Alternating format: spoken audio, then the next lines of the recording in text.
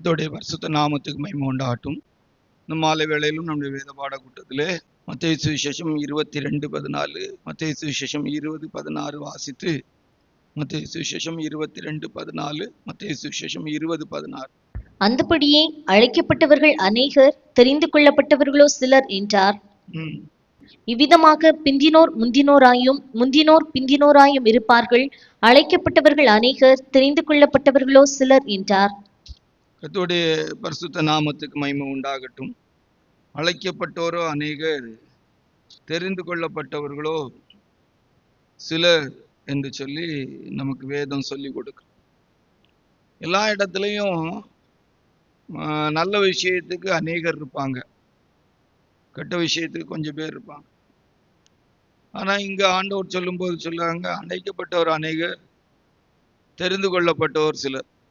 நல்ல விஷயம் அப்படிங்கும்போது என்ன சொல்லலாம், படிக்கிறதுக்கு சில இடத்துல அநேக பிள்ளைகளை கொண்டு பள்ளிக்கூடத்துல சேர்த்துருவாங்க. இப்போ குமரி மாவட்டத்துல படிக்காதவங்க குறையும். இப்படி நிறைய விஷயங்கள்ல நல்ல விஷயங்கள்ல அநேகர் இருக்கிறதுக்கு வாய்ப்பு இருக்கு. இந்த இந்த கடைசி நாட்கள் எல்லாம் கெட்ட வழிகளுக்கு தான் அநேகர் இருக்கிறாங்க, அது இல்லைன்னு சொல்ல முடியாது. ஆனாலும் பொதுவா சொல்ல போனா நம்முடைய ஒரிஜினல் கிறிஸ்தவ மார்க்கத்துக்குள்ள இருக்கிறவங்க சிலர் என்று சொல்லிதான் பைபிள் சொல்லுது. அதனால இன்றைக்கு இந்த வேத பகுதியிலிருந்து அநேகர், மெஜாரிட்டி ஜனங்கள் எப்படி இருப்பாங்க அப்படின்னு சொல்லி நம்ம இன்றைக்கு பார்க்கிறோம். உலகத்தில் இருக்கிற ஜனங்களானாலும் சரி, கிறிஸ்தவர்களில் ஆனாலும் சரி, அல்லது இப்படிப்பட்ட ஒரு பெந்தகோஸ்த பரலோகத்து போற கூட்டம் அப்படிங்கிற கூட்டத்துலனாலும் சரி, அநேகர் எப்படி இருப்பாங்க அப்படிங்கிறத இன்றைக்கு பார்க்க அநேகர் பிரசங்க. இன்றைக்கு வேத பாட கூட்டத்தினுடைய தலைப்பு அநேகர். நிறைய இருக்கு. நம்ம ஒரு 7 கருத்தை ரொம்ப சுருக்கமா தியானிக்க போறோம். ஏன்னா இதுக்குள்ளா அநேகர் அநேகர்னு சொல்லி கொஞ்சம் மைனஸா தான் பேசக்கூடியது போல இருக்கும். அதனால ரொம்ப பெரிய விளக்கங்கள் எல்லாம் கொடுக்காம சுருக்கமா இன்றைக்கு முடிக்கலான்னு நினைக்கிறேன். ஏன்னா எல்லாமே அநேகர் அநேகர் அப்படிங்கிறது தவறான காரியத்துக்குரியவர்களை குறித்து தியானிக்க போகிறதுனால நம்முடைய வாழ்க்கையை ஒரு தற்பரிசோதனை பண்ணி பார்க்கறதுக்கு ஏற்ற விதத்துல தான் இருக்கும். ஆனாலும் ரொம்ப அதிகமான விளக்கங்கள் கொடுக்க வேண்டாம் என்று நினைக்கிறோம். அது போக ஆண்டோடைய கிருபையினால தேவன் ஏதாவது நல்ல வார்த்தைகள் தந்தா அதுல பேசிக்கணும். அநேகர், அழைக்கப்பட்டோர் அநேகர், தெரிந்து கொள்ளப்பட்டோர் சிலர். தெரிந்து கொள்ளப்பட்டவர்கள் சிலர் அப்படின்னு சொல்லி, அழைக்கப்பட்டவர்கள் அநேகர். நம்ம இதை அநேக நேரங்கள்ல சொல்லியிருக்கிறோம். இன்றைக்கு எல்லாம் வேலைகளுக்கு என்ன சொல்லலாம், இன்டர்வியூ கார்டு நிறைய பேருக்கு வரும். ஆனா அந்த வேலைக்கு கொஞ்சம் பேர் தான் செலக்ட் பண்ணப்படுவாங்க. இப்போல்லாம் அழைக்கப்பட்டோர் அநேகர். நம்முடைய இந்த மார்க்கத்துக்குள்ள சும்மா அதாவது என்ன சொல்லலாம், ஏசப்பா நேசிக்கிறாங்க, ரட்சிக்கிறாங்க அப்படிலாம் சொல்லி பல விதங்கள்ல அநேகர் அழைக்கப்படுகிறாங்க. சபைக்குள்ளும் அநேகர் வருகிறாங்க. நிறைய நேரம் அதிகமான விதத்துல சொல்ல போனா ஊழியத்துல கூட அநேகர் இருக்கிறாங்க. அதெல்லாம் இன்னைக்கு தியானி அநேகர். ஆனா கொஞ்சம் பேர் தான் பரலோகத்துக்குரியவளா இருக்கிறாங்க. அதுல நம்ம ஒரு பிரசங்க தலைப்பு எடுத்திருக்கோம், மெஜாரிட்டி மைனாரிட்டி அப்படின்னு ஒரு பிரசங்க தலைப்பு வச்சிருக்கோம். மெஜாரிட்டி மைனாரிட்டி அப்படின்னு சொல்லி 10 குஷ்டரோகிகள் சுகமாக்கப்பட்டாங்க. ஒருத்தன் தான் திரும்பி வந்தான், 9 பேர் திரும்பி வரல. மெஜாரிட்டி பேர் சுகத்தோடு அப்படியே போயிட்டாங்க. மைனாரிட்டியா ஒரு மனுஷன் தான் என்ன செய்தான், திரும்பி வந்தான். எலியா தீர்க்கதரிசியின் காலத்திலையும் சரி, மிகாயா அப்படிங்கிற ஒரு தீர்க்கதரிசியுடைய காலத்திலையும் சரி, ஒரு தீர்க்கதரிசி தான் ஆண்டோடைய வார்த்தையை சரியா சொல்லக்கூடிய இடத்துல அன்றைக்கு இருந்திருக்கிறார். பாகாலுக்கு முழங்கால் படியிடாத 7000 பேர் இருந்தாங்க. ஆனா தேவனுடைய வார்த்தையை சரியா தைரியமா சொல்றதுக்கு ஒரு மனுஷன் தான் இருந்திருக்கிறான். 450 தீர்க்கதரிசிகள் பாகால் தீர்க்கதரிசிகளும் பொய் தீர்க்கதரிசிகளுமா இருக்கிறான்.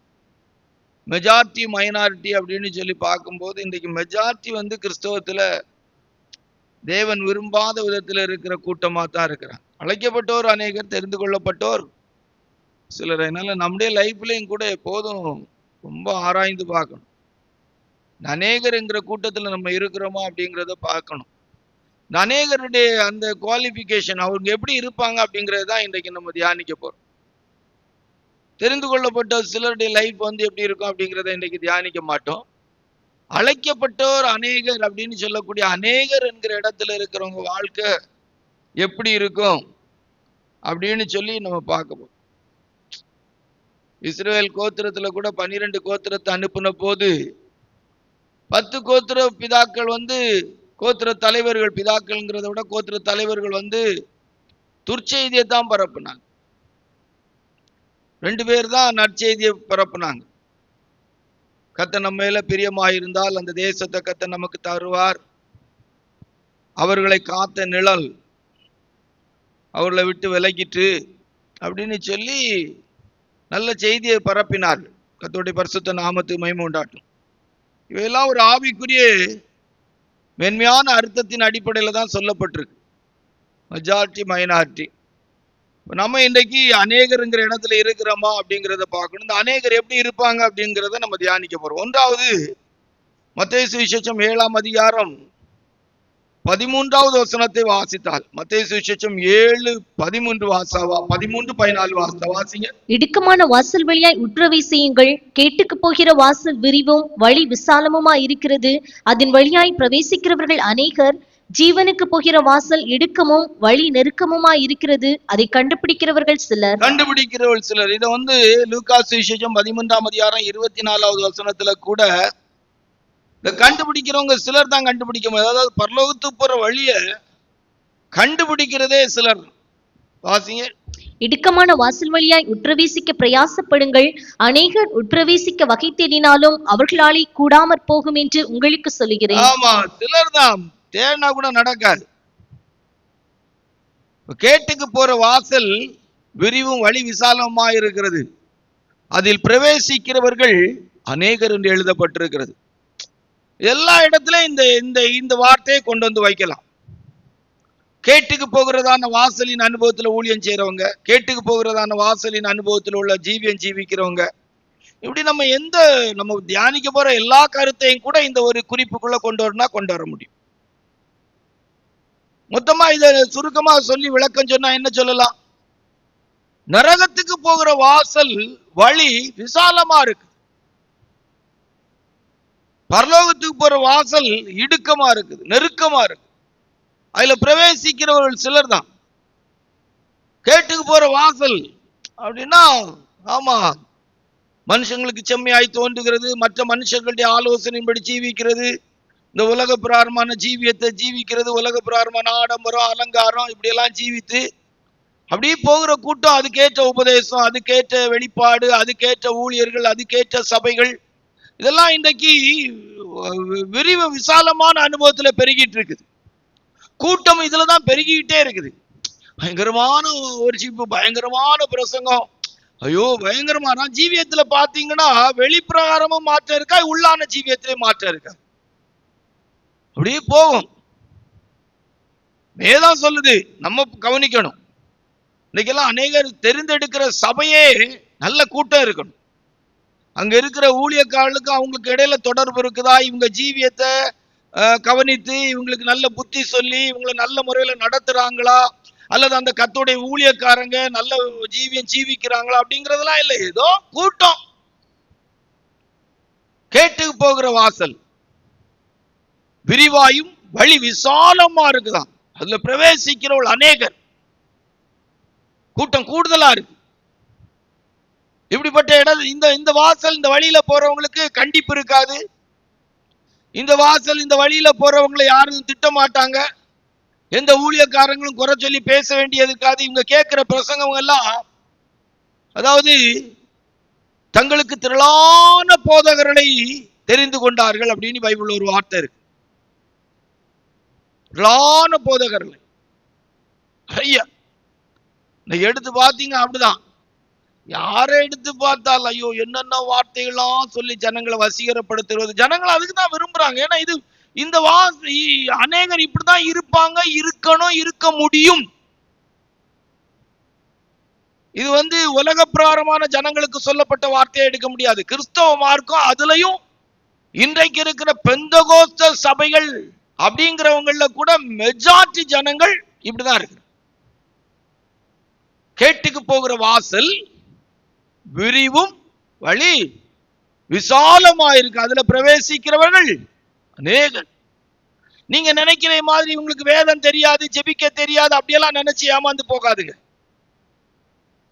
இவங்களுக்கு நல்ல வேதம் தெரிய வாய்ப்பு இருக்குது, ஜெபிக்க தெரியும், ஆராதிக்க போகிறதுக்கு தெரியும், சபைக்கு போக தெரியும், காணிக்க கொடுக்க தெரியும், நிறைய விஷயம் இருக்கு.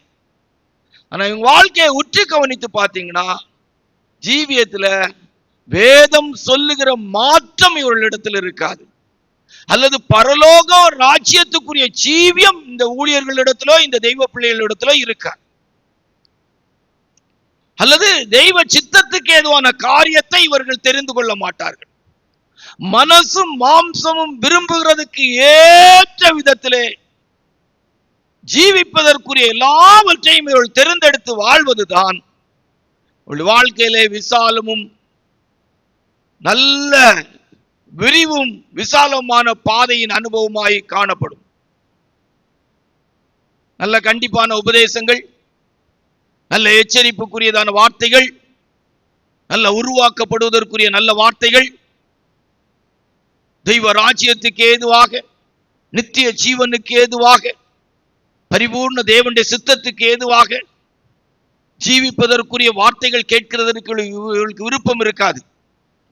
உலக பிரகாரமான வேஷங்கள், உலக பிரகாரமான சிற்றின்பங்கள், உலக பிரகாரமான உல்லாசமான வாழ்க்கை, உலக பிரகாரமான உலக ஜனங்களை விட என்ன சொல்ல போனா மோசமான அளவுக்குரியதான விதத்திலே வாழ்வதற்கேற்ற விதத்திலே காணப்படுவார்கள். நிறைய சொல்லலாம். கர்த்தருடைய பரிசுத்த நாமத்துக்கு மகிமை உண்டாகட்டும். ஆகையால் முதலாவது குறிப்பு, அநேகர் அப்படின்னா கேட்டுக்கு போகிற வாசலும் வழியுமான அனுபவத்திலே விரிவும் விசாலமான இடத்திலே பயணிக்கக்கூடியவர்களாக இருப்பார்கள். இவர்களுக்கு ஆழமேறிய நல்ல கண்டிப்பான உபதேசங்கள் பிடிக்காது. இவளுடைய வாழ்க்கையில எச்சரிப்புக்குரிய வார்த்தைகள் பிடிக்காது. இவங்களுக்கு பிடிக்கிறதெல்லாம் நயவசனிப்பான வசனங்கள் தான் இவங்களுக்கு பிடிக்கும். இவங்களுக்கு ஜால்ரா தட்டணும். கர்த்தருடைய பரிசுத்த நாமத்துக்கு மகிமை உண்டாகட்டும். இரண்டாவதாக, அநேகர் என்கிற வார்த்தை யாரு எவரு அப்படின்னு சொல்லி பார்க்கும்போது மத்தேயு சுவிசேஷம் 8:16, மார்க்கு சுவிசேஷம் 1:34 வாசிக்கும் போது, மத்தேயு சுவிசேஷம் 8:16, மார்க்கு சுவிசேஷம் 1:34 வாசிக்கும் போது வாசிங்க. அஸ்தமனமான போது பிசாசு பிடித்திருந்த அநேகரை அவரிடத்தில் கொண்டு வந்து, பிசாசு பிடித்திருந்த அநேகர், அப்ப அநேகர் இன்னைக்கு பேய் பிடிச்சுதான் இருக்கிறான். அன்னைக்கு அப்படி இருந்திருக்கிறான். இன்னைக்கு அநேகருக்குள்ள பேய் இருக்கு. யூதாசுக்குள்ளே பிசாசு புகுந்தான் அப்படின்னு வேதம் சொல்லுது. ஜெபாலயத்திலே பிசாசு பிடித்தவன் அப்படின்னு எழுதப்பட்டிருக்கு.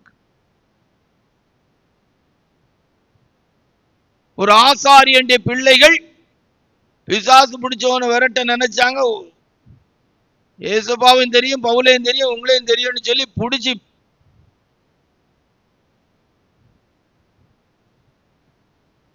அநேகர் பிசாசு பிடித்தவர்களாக. மார்க்கு சுவிசேஷம் 1:34 வாசிங்க. பலவிதமான வியாதிகளினால் உபத்திரவப்பட்டிருந்த அநேகரை அவர் சொஸ்தமாக்கி அநேகம் பிசாசுகளையும் துரத்திவிட்டார். அந்த பிசாசு பிடிச்சோம், பிசாசுகளையும் துரத்தினார். அனனியா சப்பிராள் மாதிரி நிறைய சபைக்குள்ளே கூட நிறைய பேர், சில ஊழியர்களுக்குள்ள, அது அப்போஸ்தலர்ல 12 பேர்ல ஒருத்தன் பேய் உள்ள புகுந்தான்னு சொல்லியிருக்கு. பிசாசு உள்ளே புகுந்தா. அதனால தான் சொல்லியிருக்கு, பண ஆசை எல்லா தீமைக்கும். பண ஆசை இல்ல, ஒவ்வொரு ஊழியனுக்குள்ளேயும் பேய் இருக்கும். அதான் புதிய ஏற்பாட்டு சபை ஸ்தாபிக்கப்பட்ட போது அனனியா சப்பீராளுக்கு கூட வந்த ஆசை, அங்க பேய் உள்ள வந்துட்டான். பிசாசு இருக்கிறவர்களுக்கு இந்த உலக பிரகாரமான ஆசை, பண ஆசை அதுல ரொம்ப கூடுதலா இருக்கு. பண ஆசைன்னா வெறும் பணம் இல்ல, அந்த மாதிரி இந்த பூமியில இருக்கிற பொருள் சேர்க்கிறதுக்கு. ஏன்னா ஆண்டவரா இயேசுப்பா இந்த பூமிக்கு ஊழியம் செய்ய வந்தது போது கூட உலக ராஜ்யத்தின் மகிமையை காட்டி என்ன சாஷ்டாங்கமாக விழுந்தா நான் இதெல்லாம் உங்களுக்கு என்ன செய்வேன், தருவேன்னு சொன்னான். அப்போ உலக பிரகாரமான அழிந்து போகிற காரியங்களின் மேல யாருக்கெல்லாம் ஆவல் கூடுதலா இருக்கோ அவங்க எல்லாம் பேய் பிசாசு பிடிச்சோம். தப்பு ஒண்ணும் இல்லை, நல்லா உட்கார்ந்து ஜெபம் பண்ணி விரட்டா போயிடும். ஆனா ஆண்டவர் அதை செய்வாங்களான்னு எனக்கு தெரியல. இப்ப இருக்கிற ஊழியக்காரங்களுக்கு பிசாசு விரட்டுற கிருபைகள் இருக்கான்னு தெரியல. இல்லை, ஏறக்குறைய ஊழியக்காரங்க எல்லாம் பணத்தோடு தானே இருக்கிறாங்க. அவங்கள்ட்ட இருக்கிற பேயை விரட்டைக்கு இன்னைக்கு ஆள் இல்லாமல்லாம் இருக்குது. என்ன, சிலருக்குள்ள இருக்கிற பேயெல்லாம் போகாது. உலகத்தாருக்குள்ள இருக்கிற பேயை கூட ஆண்டவர் விரட்டிடுவாங்க. ஊழியர்கள் விசுவாசிகளுக்குள்ள பேய் பிடிச்சிருந்தா பேய் பிடிச்சிருந்தா அந்த பேயை ஊழியர்கள் விசுவாசியை பிடிச்சி வச்சிருந்தா விரட்ட மாட்டாங்க. பிசாசு ஒரு மனிதனை பிடிச்சிருந்தா கூட ஈஸியா விரட்டிடலாம். ஒரு மனுஷன் பேயை பிடிச்சி வச்சிருந்தான்னா ஆண்டவர் விரட்ட மாட்டார். அதான் ரொம்ப முக்கியமான விஷயம். அநேக பிசாசு பிடித்தவர்கள் இன்னைக்கும் ஆண்டோடைய கிருபையினால மனத்தாழ்மையா சொன்னா சபைகள் அநேக பிசாசு பிடிச்சவள் இருக்கிறான். அதனாலதான் இன்னைக்கு பாருங்க, அடங்காதவங்க, இந்த பிசாசு பிடிச்சதெல்லாம் அடங்காது. பைபிளை வாசி பார்த்தீங்கன்னா அநேக முறை சங்கிலியினால, அநேக முறை விலங்குனால. மார்க்கு சுவிசேஷம் 5ஆம் அதிகாரம் 4வது வசனத்தை வாசித்து பாருங்க. அவன் அநேக தரம் விலங்குகளினாலும் சங்கிலிகளினாலும் கட்டப்பட்டிருந்தும் சங்கிலிகளை முறித்து விலங்குகளை தகர்த்து போடுவான். அநேக பேய், ஏறக்குறைய 6000 பேய் ஒரு மனுஷனுக்குள்ள இருந்திருக்கு. 6000 பேய் இருக்கிற அனுபவத்துல இன்னைக்கு இருக்கிறாங்க. ஏன் கட்டவே முடியாது, சொன்னா கேட்கவே மாட்டாங்க. எவ்வளவு உபதேசம் கேட்டாலும் சரி, எவ்வளவு சத்தியத்தை கொண்டு கண்டிச்சாலும் சில திருந்தவே மாட்டாங்க. அப்ப கவனிச்சிடணும், இதெல்லாம் மற்ற ஆள் தான். இரண்டாவது, அநேக பிசாசு பிடித்தவர்களுடைய வாழ்க்கையில இருந்த பிசாசுகளை துரத்தினார். அப்போ புதிய ஏற்பாட்டு காலத்துல, இந்த கடைசி நாட்கள்ல, கிருபையின் காலம் முடிவடைகிற இந்த காலத்துல சபைகளுக்குள்ளே, ஜனங்களுக்குள்ளே, அநேக கிறிஸ்தவ ஊழியர்கள் என்று சொல்லக்கூடியவர்களுக்குள்ளே நல்ல பெரிய பெரிய பேய்கள் இருக்க வாய்ப்பு இருக்கு. பெரிய பெரிய பேய்னா என்ன? லேகியோன் பிசாசு மாதிரி. அடங்காது, அடக்க முடியாது, நிக்காது, கேட்காது, சொன்னாலும் கீழ்ப்படியாது. இதெல்லாம் பேய் தான். அன்றைக்கு ஆண்டவர் அதெல்லாம் விரட்டினாங்க. நம்ம எல்லாம் எடுத்து பார்த்தா நமக்கெல்லாம் அதை விரட்டக்கூடிய கிருபை இல்லைன்னு தான் சொல்ல நல்லது. மனத்தாழ்மையா சொன்னோம். இருந்தா விரட்டி பார்க்கலாம், நமக்கு அந்த கிருபை இருக்கான்னு தெரியல. பிரசங்கம் தான் பண்றோம், தேவன் தான் அதை செய்யணும். நம்ம சபையில யாருக்குள்ளெல்லாம் இருக்குன்னு தெரியல, நம்ம கண்டுபிடிக்கிறதுக்கு முடியாம நம்ம இருக்கோம். ஆண்டவராய் இயேசுப்பான்னா கண்டுபிடிச்சு கொஞ்சம் விரட்டவாது செய்வாங்க, நம்ம விரட்டவும் இல்லை. நம்ம ஒருவேளை சபையை விட்டு போனதெல்லாம் பேய் பிடிச்சதானான்னு நம்ம சிந்திக்க வேண்டியது இருக்கு.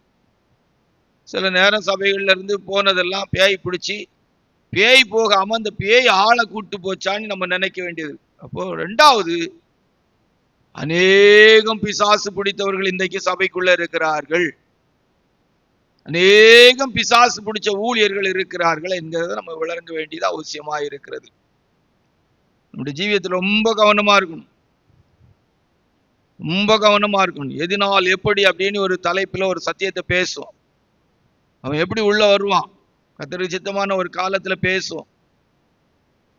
இவ்வகையான ஜாதி பிசாசுகள், பிசாசுல நிறைய ஜாதி வகையா இருக்கு, வெரைட்டி ஜாதி. ஒவ்வொரு ஜாதி பிசாசு இருக்கு.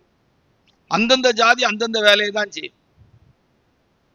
அப்படி ஒரு சில ஜாதி பிசாசுகள் இருக்கு. சில ஜாதி பிசாசு வெறும் வியாதி. அந்த ஜாதி பிசாசு ஒரு மனுஷனுக்குள்ள வந்தா வியாதிப்பட்டவனா ஒரு மனுஷனை மாத்திரும்.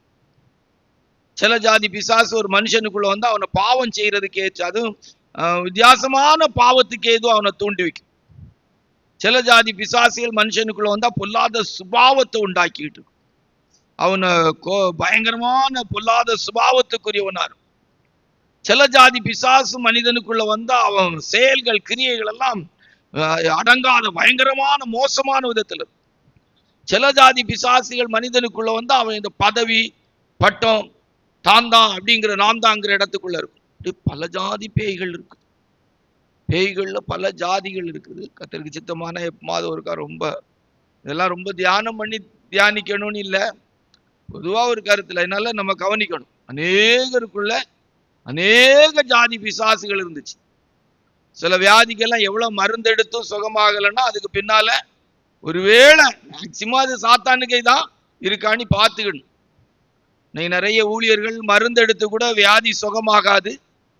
ஆமா, அப்போ விசுவாசிகளும் மருந்து எடுத்து கூட வியாதி சுகமாகாது. அப்போ நினைச்சுக்கணும், ஒருவேளை பியாய் ஓத்துறந்தானோ நீ நினைச்சுக்கணும். அல்லேலூயா, கர்த்தருடைய பரிசுத்த நாமத்துக்கு மகிமை உண்டாகும். 2.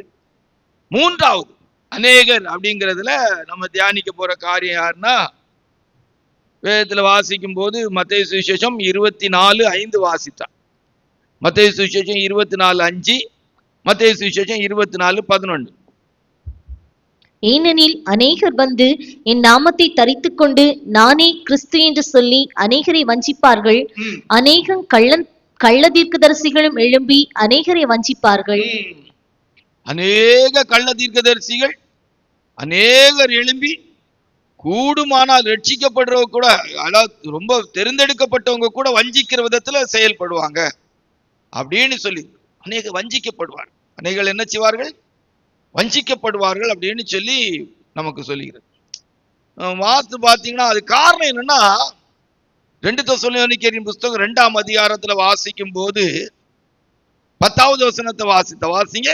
கெட்டுப்போகிறவர்களுக்குள்ளே அநீதியினால் உண்டாகும் சகலவித வஞ்சகத்தோடும் இருக்கும். ரட்சிக்கப்படத்தக்கதாய் சத்தியத்தின் மேலுள்ள அன்பை அவர்கள் அங்கீகரியாமற் போனபடியால் அப்படி நடக்கும்.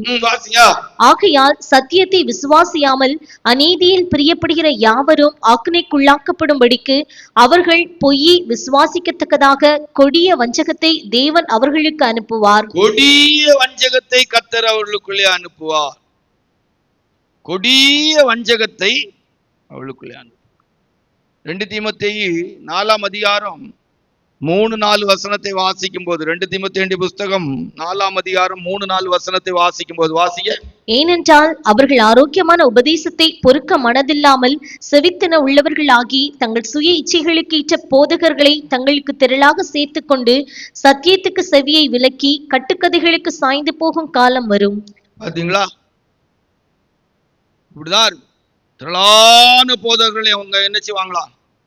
சேர்த்துக்கொள்வாங்க. கொஞ்சம் நெஞ்சம் இல்லை அவங்களுக்கு வந்து போதகர்கள்லாம் வரக்கூடியதெல்லாம் பார்த்தீங்கன்னா திரளான போதகர்களை. அந்த 3வது வசனத்துல கடைசியில் வாசித்தா தங்களுக்கு திரளான தங்கள் சுய இச்சைக்கேற்ற போதகர்களை தங்களுக்கு திரளாய் சேர்த்துக் கொள்வார். அநேகர் வஞ்சிக்கப்படுவாங்க, அநேகர் வஞ்சிக்கிறவர்களா இருப்பாங்க. இன்றைக்கு அப்படித்தான் பணம் பொருள் சொத்து சேர்க்கிறதுக்காக ஊழியர்கள் புறப்பட்டு ஜனங்களும் பணம் பொருள் சொத்துங்கிறதுக்கு ஏற்ற விதத்துல அநேகர் கூட்டமா கும்பலா வஞ்சிக்கப்பட்டுக்கிட்டு இருக்கிறாங்க. வேத புஸ்தகம் என்ன சொல்லி கொடுக்கிறது? வேதத்திலிருந்து நம்ம என்ன அறிந்து கொள்ள வேண்டும்? வேத வசனத்தின்படி ஜீவிக்கிற ஜீவியம்னா என்ன? ஒரு ஆவிக்குரிய தெய்வ பிள்ளைகள் ஆண்டவராய் இயேசுப்பா எப்படி நேசிக்க வேண்டும்? கர்த்தராகிய ஆண்டவராய் இயேசுப்பாவுடைய வருகைக்கு ஆயத்தமாக்கப்படுகிற ஜனங்கள் எப்படி இருப்பாங்க? அல்லது தேவன் ஆயத்தப்படுத்தும் போது அவங்களுடைய வாழ்க்கை எப்படி இருக்கும்? கனி கொடுக்கிற ஜீவியம்னா என்ன? அந்த கனி கொடுக்கிற ஜீவியத்தின் மேன்மை எப்படிப்பட்டதாக இருக்கும்? ஒரு தேவனுடைய பிள்ளை பரலோக ராஜ்யத்தின் நம்பிக்கையுடையவர்களாய் வாழும் போது எப்படி இருப்பார்கள்? ஒரு மனம் திரும்புதலை குறித்து கூட இன்றைக்கு சரியாக தெய்வ ஜனங்கள் அறிந்து கொள்ள முடியாத விதத்தில் இருக்கிறார்கள் என்று சொல்லி சொன்னால் அது மிகையாகாத ஒரு வார்த்தை. ஒரு மனம் திரும்புதல் என்று சொன்னால் அதை குறித்து சில விஷயத்தை சொன்னா ஆச்சரியமா இருக்கும். ஒரு தேவனுடைய பிள்ளையுடைய மனம் திரும்புதல் என்று சொல்லும் போது அதை குறிச்ச சரியான வசனம் என்று சொன்னால் பாவ மன்னிப்புக்கு ஏதுவாய் மனிதன் எடுக்கிற முதல் பிரயாசம் அப்படின்னு சொல்லலாம். மனம் திரும்பல் என்று சொன்னால் தன்னுடைய வாழ்க்கையில் இருக்கிற பாவத்தினால் உண்டாயிருக்கிற பாவ பாரத்திலிருந்து மனிதன் எடுத்துக்கொள்ளுகிற முதல் பிரயாசம். மனம் திரும்ப என்று சொன்னால் ஒரு மனிதன் தன்னுடைய வாழ்க்கையின் பாவத்திலிருந்து விடுதலை பெறுவதற்காக அவன் எடுக்கிற முதல் வழி. மனம் திரும்பல் என்று சொன்னால் படைத்த தேவனோடு மனிதன் ஒப்புரவாகுவதற்கு எடுக்கிற முதல் முயற்சி. மனம் திரும்புதல் என்று சொன்னால் ஒரு மனிதன் மரணத்துக்கு பின்பாக உள்ள அழிவற்ற வாழ்க்கைக்காக அவன் எடுத்து வைக்கிற முதல் படி. ஒரு உண்மையான மனம் திரும்பல் என்று சொன்னால் மரணத்துக்கு பிற்பாடு இருக்கிற அழிவில்லாத வாழ்க்கைக்காக அவன் எடுத்து வைக்கிற முதல் அடி. மனம் திரும்புதல் என்று சொல்வது ஒரு மனிதன் தன்னுடைய வாழ்க்கையின் மறுரூபத்துக்காக பிறக்கிற முதல் பிறப்பு. மனம் திரும்பல் என்று சொன்னால் ஒரு மனிதன் தெய்வீகத்தை அனுபவிக்கும்படி ஆரம்பிக்கிற முதல் அனுபவம்.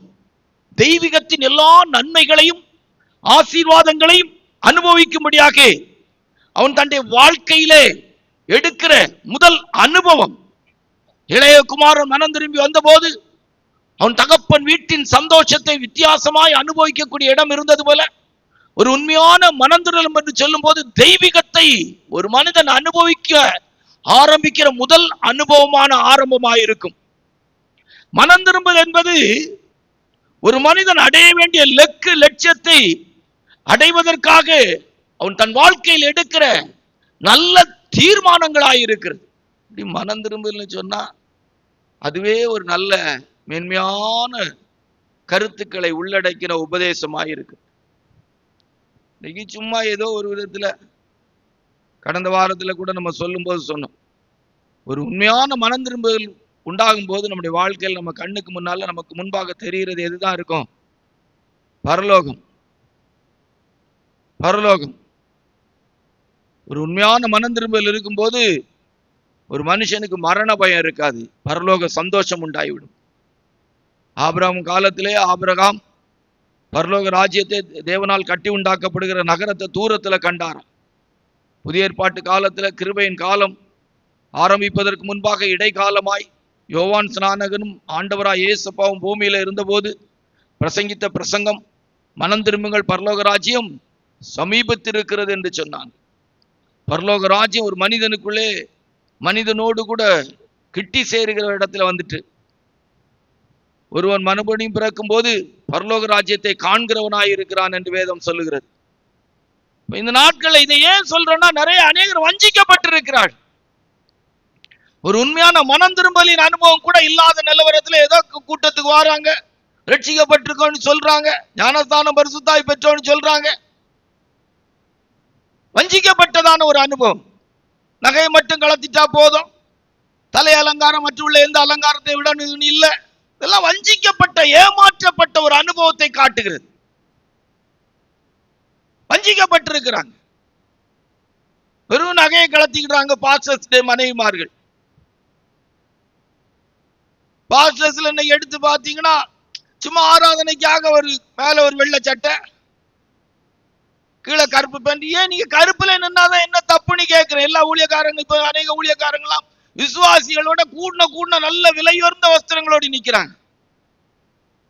விசுவாசிகள் என்னைக்கு ஆளையாதான் இருக்கிறாங்க. விசுவாசில 100% விசுவாசி ஏழையாவே இருக்கிறாங்க, இருந்த நிலவரத்திலே இருக்கிறாங்க. ஊழியக்காரங்கள்ல 100% ஸ்டெப் பை ஸ்டெப் வசதி ஐஸ்வர்யத்துல பெருகிட்டே இருக்கிறாங்க.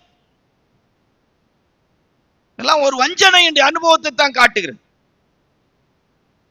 ஆவிக்குரிய தெய்வ பிள்ளைகள் நம்முடைய ஜீவியத்துல ரொம்ப நம்மள உற்று கவனிக்கணும். அநேகர் வஞ்சிக்கப்பட்டிருப்பாங்க, அநேகர் வஞ்சிக்கும்படியான வேலையை செய்வார். அநேக கள்ள தீர்க்கதரிசிகள் எழும்பி அநேகர் வஞ்சிக்கப்படுவார்கள்.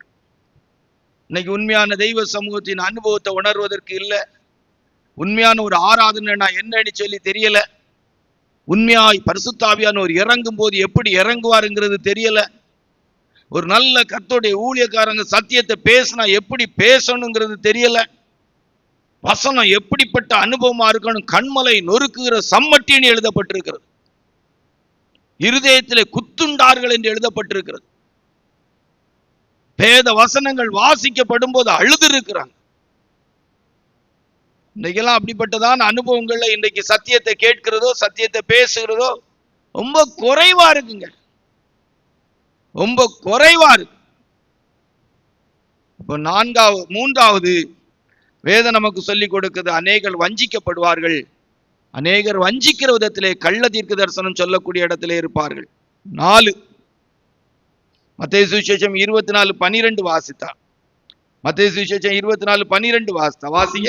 அக்கிரமம் மிகுதியாவதினால் அநேகருடைய அன்பு தணிந்து போகும். அன்பு தணிந்து போகும். அன்பு சகலத்தையும் தாங்கும், சகலத்தை நம்பும், சகலத்தை விசுவாசிக்கும், இருமாப்பா இராது, அயோக்கியமான செய்யாது, சினமடையாது, தீங்கு நடையாது.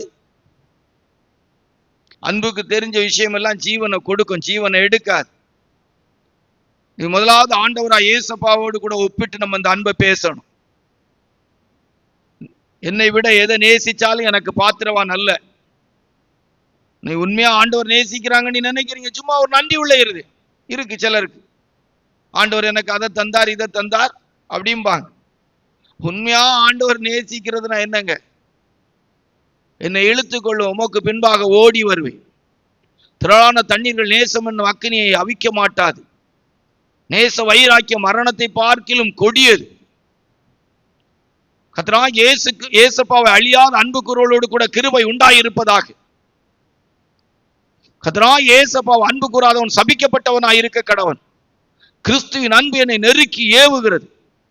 கர்த்தராகிய இயேசு கிறிஸ்துவின் இயேசுப்பாவின் மேல் இருக்க அன்பை விட்டு நம்மை பிரிப்பவன் யார்?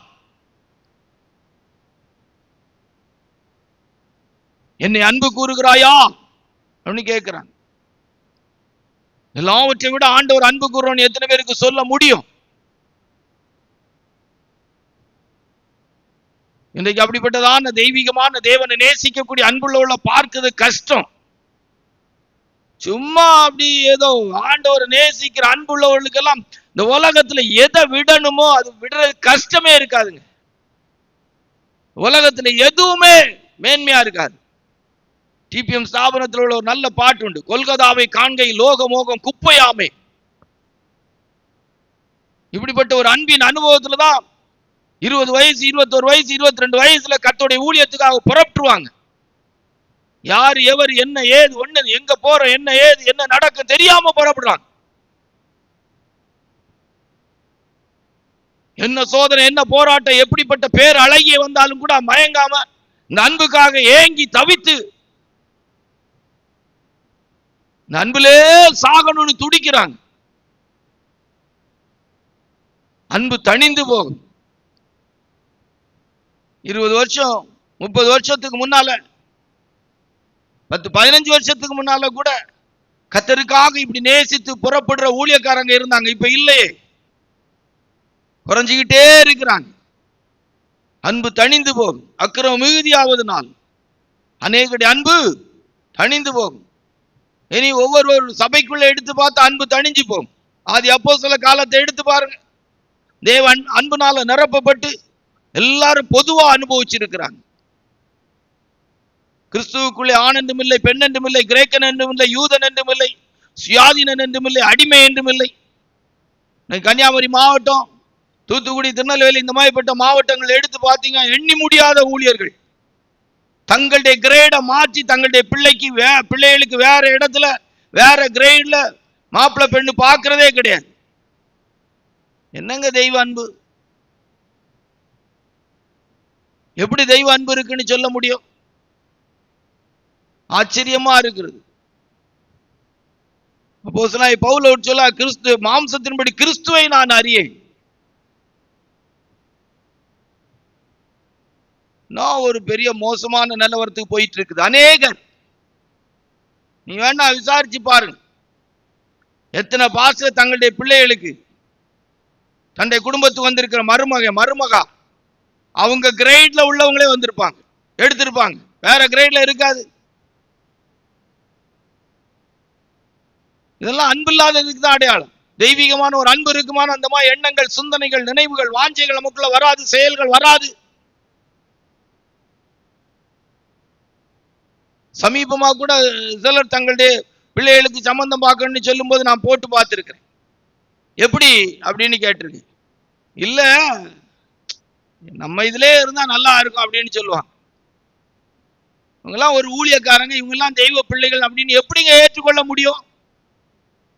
இவங்களுக்குள்ள எப்படி தெய்வ அன்பு இருக்கு? அப்படி ஆண்டவர் ஜாதி பார்த்தா நேசிச்சுக்கிட்டு இருக்கிறாரு. ஏசப்பாவின் ரத்தம் ஜாதி பார்த்தா சிந்தப்பட்டுச்சு. கீழ் ஜாதி மேல் ஜாதி, உயர்ந்தவன் தாழ்ந்தவன், படிச்சவன் படிக்காதவன் இல்லாதவன் இருக்கிறவன் அப்படின்னு பார்த்தா ஆண்டோட ரத்தம் சிந்தப்பட்டுச்சு. அக்கிரமம் மிகுதியாவது நாள் அன்பு தணிந்து போகும். தெய்வ அன்பின் அனுபவத்தை இன்றைக்கு சபைகள்ல பார்க்க முடியல.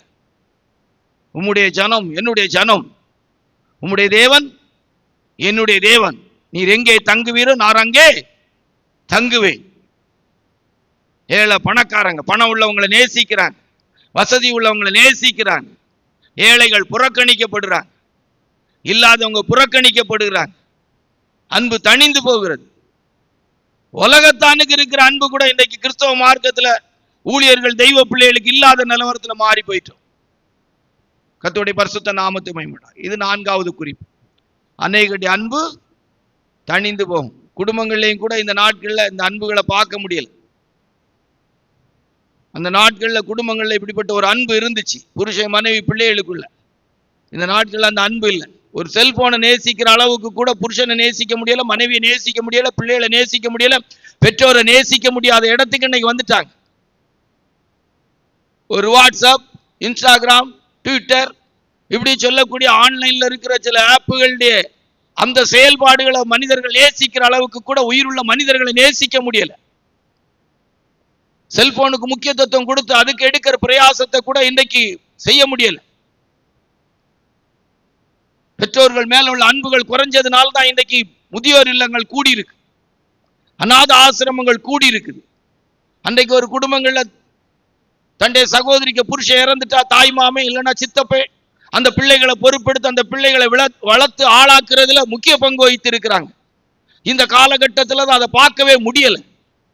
அன்பு தணிந்து போயிட்டு, அநேகருடைய அன்பு தணிந்து போகும். 5 மத்தேயு சுவிசேஷம் 24:10 வாசித்தா. மத்தேயு சுவிசேஷம் 24:10 வாசித்தா. அநேகர் அப்படிங்கிற தலைப்பின் கீழே தியானிக்கிற வேத பாட கூட்ட சத்தியம் வாசிங்க. அப்பொழுது அநேகர் இடரல் அடைந்து அநேகர் இடரல் அடைவார். அநேகர் இடரல் அடைவார். ஒரு காலத்தில் 5 வருஷம் 10 வருஷம் 15 வருஷம் தெய்வீக சுகத்துல ஏசு என் பரிகாரி, என் பரிகாரி, ஏசப்பா என் பரிகாரின்னு சொன்னவங்க எல்லாம் இப்ப இடறிட்டாங்க. உண்மையிலே ஆண்டவரா ஏசப்பாவை நேசிக்கிறோம், மருத்துவமனையை தேட மாட்டான், தேட வேண்டிய அவசியம் வராது. உண்மையாவே ஆண்டவர் என் தேவையை சந்திப்பார் என்கிற ஒரு மனுஷன் கடன் வாங்க வேண்டிய விருப்பத்துக்கு வரமாட்டான், கடன் வாங்க மாட்டான். தேவன் என்ன அழைத்தார், தெரிந்து கொண்டாருங்கிற அந்த அனுபவம் உள்ள ஒரு மனுஷன் ஜனத்தை நம்பி காணிக்கையை நம்பி வாழ மாட்டான், வாழ வேண்டிய அவசியம் இல்லை. இடறிட்டாங்க. இடறி இருக்கிறாங்க என்பதை எப்படி கண்டுபிடிக்க முடியும்? தேவனை விட்டு இந்த உலகத்தில் உள்ள மனிதர்களை மனிதன் தேடும் போது, ஊழியன் தேடும் போது, விசுவாசி தேடும் போது இடறி இருக்கிறார்கள், இடறி விட்டார்கள். அநேகர் இடறி விடுவார்கள். விசுவாசிக்கிறோன் பதறான். உண்மையான விசுவாச நம்பிக்கை தைரியம் இருக்கிறவங்க இந்த மார்க்கத்துல அப்படி பதறவே மாட்டாங்க. ஜீவிக்கிற தெய்வம் அல்லவா நம்முடைய தேவன். மரித்தேன் ஆனாலும் சதா காலங்களிலும் நேற்றும் இன்றும் என்றும் மாறாதவர், அல்பாவும் ஓமேகா ஆதி அந்தமாய் இருக்கிறேன். எப்படிங்க மாறுவாங்க, இடருவாங்க? தேவனை தன் பலனாய் கொண்டிருக்கிற மனுஷன் பாக்கியவான். அவன் மாம்ச பலத்தோடு போராட விரும்ப மாட்டான். அது எப்படி விரும்புவான்? அப்படி செயல்பட்டானா அவனுடைய செயல் எப்படி சரியாகும்? பழைய ஏற்பாட்டு காலத்திலே மாம்ச பலத்துல போராடி ஜெயித்தவங்களை விட தேவனா யுத்தம் பண்ணினது தான் பெரிய வெற்றியாக சொல்லப்பட்டிருக்கிறது. புதிய ஏற்பாட்டு காலத்துல கண்டிப்பா மாம்சத்தோடு ரத்தத்தோடு நமக்கு போராட்டம் இல்லை என்று எழுதப்பட்டிருக்கிறது. இடறி இருக்கிறாங்க, இடறிட்டாங்க. இன்றைக்கு எத்தனை ஊழியர்கள், எத்தனை தெய்வ பிள்ளைகள், எத்தனை வருஷமா தெய்வீக சுகத்தை அனுபவித்தவர்கள் இன்னைக்கு விசுவாச வாழ்க்கையில வாழ முடியல, இடறி போய் இருக்கிறார்கள். இப்படி போனவங்க மறுபடி வர்றது ரொம்ப கஷ்டங்க, ரொம்ப கஷ்டம். ஒன்ஸ் மருத்துவமனைக்கு போய் மருந்தெடுக்க ஆரம்பிச்ச பிற்பாடு மருந்தெடுக்காம இருக்கிறதுனா ரொம்ப கஷ்டம். எத்தனை வயசானாலும் மறுபடி விசுவாச வாழ்க்கைக்கு திரும்பி வருவது ரொம்ப கடினம். 1000 பேருக்கு ஒருத்தங்க கூட திரும்பி வருவாங்களான்னா ரொம்ப வேதனையா இருக்குது. இடறி போய் இருக்கிறார். எதை எடுத்தாலும் கடன் வாங்குறதுக்கு, எந்த காரியத்துக்கு மாம்ச பலத்தை கொண்டு போராட நினைக்கிறது. இடறி போய் இருக்கிறாங்க. உலகத்துக்குரிய ஒரு வாழ்க்கைக்கு ஏதுவா இடறி போய் இருக்கிறார். என்ன பிரதிஷ்டை, எவ்வளவு வைராக்கியமா இருந்தவங்க இன்றைக்கு இடறி போய் இருக்கிறார். கர்த்தருக்காக வாலிப நாட்கள் என்ன பிரதிஷ்டை. எப்படிப்பட்ட பெண்கள், எப்படிப்பட்ட ஆண்கள் தங்களை நேசிக்கிறது போல இருந்தால் அதை நேசிக்காம உதாசீனப்படுத்தி கர்த்தருக்கான வைராக்கியத்தோடு இடறி விடாத ஒரு வாழ்க்கை வாழ்ந்தாங்க. இப்போ ஆமா, பகலிலே நடக்கிறது போல அவருடைய வாழ்க்கை இருந்துச்சு. நீதிமானுடைய பாதை நடு பகல் வரைக்கும் அதிகமாய் பிரகாசிக்கிற சூரிய பிரகாசத்தை போல் இருக்கும் என்று சொன்னது போல அவருடைய ஜீவியம் பிரகாசமாயிருந்தது. வெளிச்சத்தின் அனுபவத்தில் நடந்தார்கள். இன்றைக்கு இடறி போயிருக்கிறார்கள். விசுவாச துரோகம் முந்தி நேரிடும் என்று சொன்னது போல தங்களுடைய மனசாட்சியை கரைப்படுத்த இடம் கொடுத்து விசுவாச கப்பலை, நல் மனசாட்சியை தள்ளிவிட்டு விசுவாச கப்பலை சேதப்படுத்தினார்கள் என்று எழுதப்பட்டிருக்கிறது. இடறி போயிருக்கிறது. எத்தனை ஊழியர்கள், எத்தனை தெய்வ பிள்ளைகள் பிரசங்கம் மட்டும் பண்ணுவாங்க. தன்னுடைய வாழ்க்கையில, தன்னுடைய குடும்பத்தில் உள்ள உங்களுக்கு இடறி போயிருக்கிறாங்க. இடறி போயிருக்கிறாங்க. எங்க அப்பா அம்மா இது வியாதிப்பட்டிருந்த போது ஆஸ்பத்திரி கொண்டு போகணும்னு சொல்லி விரும்பினதே இல்லை. விசுவாசத்துல மரிக்கணும்னு தானே விரும்பணும். விசுவாசத்துல தான் ஜீவிக்கணும், விசுவாசத்துல தான் ஜீவன் விடணும். விசுவாசத்தோடு மரித்தார்கள் வார்த்தை தான் சொந்தமா இருக்கணும். காப்பாற்ற நினைக்க கூடாது. இந்த உலகத்தில் சில சந்தர்ப்பங்கள்ல தேவன் சிலரை காப்பாற்றவில்லை, ஆனால் கரை சேர்க்கப்பட்டிருக்கிறார்கள். அது ஒரு தலைப்பு, நீங்க இதை டெவலப் பண்ணிடணும். காப்பாற்றப்படாவிட்டாலும் கரை சேர்க்கப்பட்டிருக்கிறார்கள். அல்லேலூயா. ஸ்தேவான் காப்பாற்றப்படவில்லை, ஆனால் கரை சேர்க்கப்பட்டார். லாசரு காப்பாற்றப்படவில்லை, சாப்பாடு கொடுத்து இந்த பூமியில தீமைக்கு பதிலாக நன்மை அனுபவிக்க காப்பாற்றப்படவில்லை. விசாரிக்கிற தேவன் அவனை பூமியில விசாரித்தார் என்று எழுதப்படவில்லை. தீமை அனுபவித்தான், ஆனால் கரை சேர்க்கப்பட்டான்.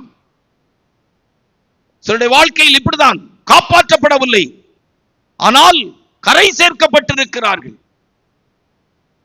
இடறிவிடக்கூடாது. உலக பிராரமான காரியத்தின் நிமித்தமாக, உலக வாழ்க்கைக்காக, உலகத்துல கொஞ்ச நாள் வாழணுங்கிறதுக்கு இடறிடக்கூடாது. என்னைக்கு ஒரு நாள் சாவு வரும். அல்லேலூயா. அப்போ 5 தானா? ஆமா, அநேகர் இடறி விடுவார். 6 மத்தேயு சுவிசேஷம் 26:60 வாசிங்க. மத்தேயு சுவிசேஷம் 26:60 வாசி. ஒருவரும் அகப்படவில்லை, அநேகர் வந்து பொய் சாட்சி சொல்லி, அநேகர் பொய் சாட்சி,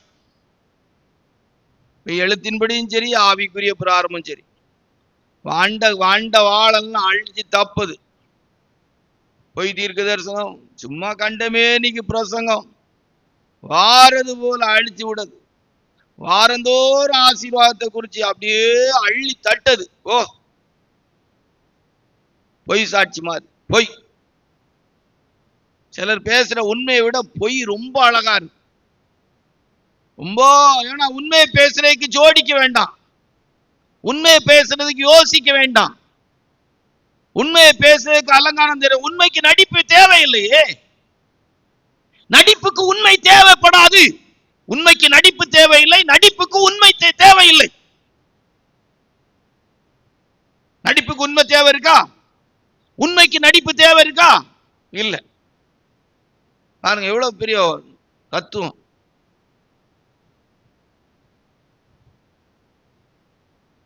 இப்படிதான் இந்த பொய் சாட்சிகள் பிரசங்கங்களை அடிச்சு விடுது. 1ஆம் தேதி ஆயிட்டுன்னா 31ஆம் தேதியில இருந்தே எழுதி வச்சு வாசிக்க ஆரம்பிச்சிடான். கடாம்புடான். இதோ பூமி ஒரு பக்கம் சரிஞ்சு நிக்கி. இங்க ஒருத்தன் சொல்லலாம், இதோ பூமி ஒரு பக்கம் கமந்து கிடக்கு. நான் இத பச்சை பொய் சாட்சின்னு சொல்லியிருக்கு. ஆண்டவரை பற்றி பொய்யா என்னதெல்லாம் சொல்ல முடியுமோ அடி. நம்ம யோபுக்கு சிநேகிதன் மாதிரி கண்டமேனிக்கு அவுத்து விடுறது, சவுட்டு மேனிக்கு. எனக்கே இதை பேசும்போது பயமாத்தான் இருக்கு. கண்டமேனிக்கு அவுத்து விடுறது. ஆவிக்குரிய தெய்வ பிள்ளைகள் ரொம்ப கவனமா இருக்கணும். 6வது பொய் சாட்சி. பொய்யர் அனைவரும் இரண்டாம் மரணமாகி அக்கினியும் கந்தம் என்ற கடலிலே தள்ளப்படுவார்கள். கருப்பு பொய், வெள்ள பொய், மஞ்ச பொய், வா கலர் கலரான பொய். போ எனக்கெல்லாம் ஆண்டவர் சொல்லுவார், யாரையும் நீ விசாரிக்காத, யாரையும் சந்தேகப்படாத, யாரையும் கேள்வி கேட்காத, உற்று பொய்யா உண்மையானி கூட ஆராய்ந்து பார்க்க கூட நினைக்காத. நானே சும்மா இருக்கேன், விடு, அது போகல போட்டு போகல போட்டான் பொய்ய சொல்லிட்டு. அல்லேலூயா. தடுத்து நிறுத்தி, நீங்க சொன்னது பொய், நீங்க பேசுனது பொய், நீங்க இப்படி பேசியிருக்கலாமா? நம்ம விசாரணைக்கு வந்துட்டோம்னா, நம்ம மைண்டுக்கு வந்துட்டுனாலே சமாதானத்தை இழந்துரும். அன்பு சகலத்தையும் தாங்கும், சகலத்தை நம்பும், சகலத்தை விசுவாசிக்குங்கிறது போல அன்புக்குள்ள எல்லாத்தையும் நம்பிட்டு சந்தோஷமா போயிடணும். கண்டும் காணாமலும் கேட்டும் கேட்காமலும் அப்படியே போனோம். அப்படியே கேட்டு ரசிச்சுக்கிட்டே போனோம் கர்த்தருடைய பரிசுத்த நாமத்தை. அப்ப 6 அநேக பொய் சாட்சிகள் வந்தார்கள், அநேக பொய்யர்கள் வந்து விடுவார்கள், அநேக பொய் பேசக்கூடியவர்கள், பொய்யான வாழ்க்கை வாழக்கூடியவர்கள். நாங்க ரட்சிக்கப்பட்ட காலங்கள் எல்லாம் சாட்சியில இருந்து பாவ அறிக்கை வரைக்கும் அவ்வளவு உண்மையா இருக்கும். தன் பாவங்களை மறைக்கிறவன் வாழ்வடைய மாட்டான், அவைகளை அறிக்கை செய்து விட்டு விடுகிறவன் இரக்கம் பெறுவான். இன்னைக்கு எல்லாரும் நடிகர்களா மாறிட்டு இருக்கிறாங்க. சரி, 7 சுருக்கமா முடிக்கணும்ல. இன்னைக்கு என்ன? வருஷத்தின் முதல் பிரசங்கம், இதுவே கொஞ்சம் கூடுதல் தான். மத்தேயு சுவிசேஷம் 7ஆம் அதிகாரம் 22, 23 வாசித்தா. மத்தேயு சுவிசேஷம் 7ஆம் அதிகாரம் 22, 23 வாசித்தா. வாசிங்க. அந்நாளில் அநேகர் என்னை நோக்கி, கர்த்தாவே கர்த்தாவே, உமது நாமத்தினாலே தீர்க்கதரிசனம் உரைத்தோம் அல்லவா? உமது நாமத்தினாலே பிசாசுகளை துரத்தினோம் அல்லவா? உமது நாமத்தினாலே அநேக அற்புதங்களை செய்தோம் அல்லவா என்பார்கள். அப்பொழுது நான், ஒரு காலம் உங்களை அறியவில்லை. இப்படி எல்லாம் வாசிக்கலாம். அந்த 22வது வசனத்தை போடுங்க மறுபடி. அந்நாளில் அநேகர் என்னை நோக்கி, கர்த்தாவே கர்த்தாவே, உமது நாமத்தினாலே தீர்க்க தரிசனம் உரைத்தோம் அல்லவா? உமது நாமத்தினாலே நிறைய பிசாசுகளை துரத்தினோம் அல்லவா? உமது நாமத்தினாலே நிறைய ஆலயங்கள் கட்டினோம் அல்லவா? உமது நாமத்தினாலே நான் தலைவனாய் வாழ்ந்தேன் அல்லவா? ஸ்தாபன தலைவராய் வாழ்ந்தேன் அல்லவா? சென்று பாஸ்டா வாழ்ந்தேன் அல்லவா? பெரிய கன்வென்ஷன் நடத்தினேன் அல்லவா? ஊழியர் கூட்டம் பேசினேன் அல்லவா? ஆண்டவரே, அநேக ஊழியர்களை அபிஷேகம் பண்ணினேன் அல்லவா? அநேக பாஸ்டர் ஆர்டினேஷன் பண்ணினேன் அல்லவா? இப்படியே சொல்லிக்கிட்டே போலாம். கண்டுமே நீங்க சொல்லலாம். அநேகம் அநேகம் அநேகம் நாளில் அநேகர் சொல்லுவாங்க. 170 ஊழியக்காரங்க சொல்லுவாங்க, ஆண்டவரே இந்த நாமத்தினால தீர்க்க தரிசனம் சொன்னோம் அல்லவா? பிசாசுகளை துரத்தினோம் அல்லவா? செத்தவங்களை உயிரோடு எழுப்பினோம் அல்லவா? சபைகளை கட்டினோம் அல்லவா? சென்று பாஸ்டா இருந்தேன் அல்லவா? சீப் பாஸ்டா இருந்தேன் அல்லவா? ஸ்தாபன தலைவராக இருந்தேன் அல்லவா? நிறைய சொல்லுவாங்க. ஆண்டவர் ரொம்ப கூலா சொல்லுவார், உங்களை ஒரு காலம் அறியே, உங்களை எனக்கு தெரியாது, உங்களை எனக்கு ஒன்னு எனக்கு தெரியாது. எப்படி இருக்கும் யோசித்து பாருங்க. ஆண்டவரே, உடைய நாமத்துல தீர்க்க தரிசனம் சொன்ன ஐயா, சென்று பாஸ்டா இருந்த ஐயா, ஸ்தாபன தலைவர் ஐயா, ஐயா நான் தான் ஐயா இத்தனை வருஷத்துல இருந்து இத்தனை வருஷத்தையும் சீப் பாஸ்டா இருந்தேன், எவ்வளவு அற்புதங்கள் செய்தேன், எங்கெல்லாம் பிளைட்ல ஊழியத்துக்கு போனேன், நார்த் இந்தியா ஊழியத்துக்கு போனேன், வட இந்தியா ஊழியத்துக்கு போனேன். 2 ஒண்ணு தானே? ஆமா, 2 ஒண்ணு தான். எத்தனை மிஷினரி மார்கள் அனுப்புனேன் ஆண்டவரே, எங்கெல்லாம் ஓடினேன் ஜான, உன்னை ஒரு காலம் அறியே. ஆவிக்குரிய தெய்வ பிள்ளைகள் நம்முடைய ஜீவியத்துல அநேகர் என்று சொல்லக்கூடிய இந்த இடத்துல என்ன செய்யக்கூடாது?